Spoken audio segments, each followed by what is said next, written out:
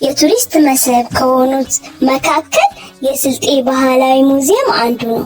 የስልጤ ባህላዊ ሙዚየም የሚገኘው በወራቤ ከተማ 02 ቀበሌ ዱና መንደር ሲሆን የዞኑን ሕዝብ ታሪካዊ፣ ባህላዊና ተፈጥሯዊ ቅርሶችን ወይም መስህቦችን በአንድ ማዕከል አቅፎ የያዘ ነው።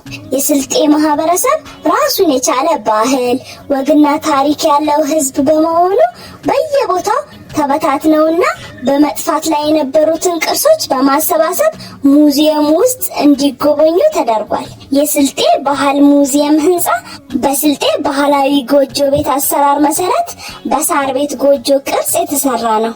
እነዚህንና ሌሎችንም የቱሪስት መስህብ የሆኑትን እናንተም ከወላጆቻችሁ ጋር ሄዳችሁ ልትጎበኛቸውና ልትዝናኑባቸው የምትችሉ ሌሎች ብዙ ታሪካዊ ስፍራዎች አሉ። ስለዚህ እናንተም ከወላጆቻችሁ ጋር በመሆን ሄዳችሁ በመጎብኘት መዝናናት ትችላላችሁ። እሺ ልጆች?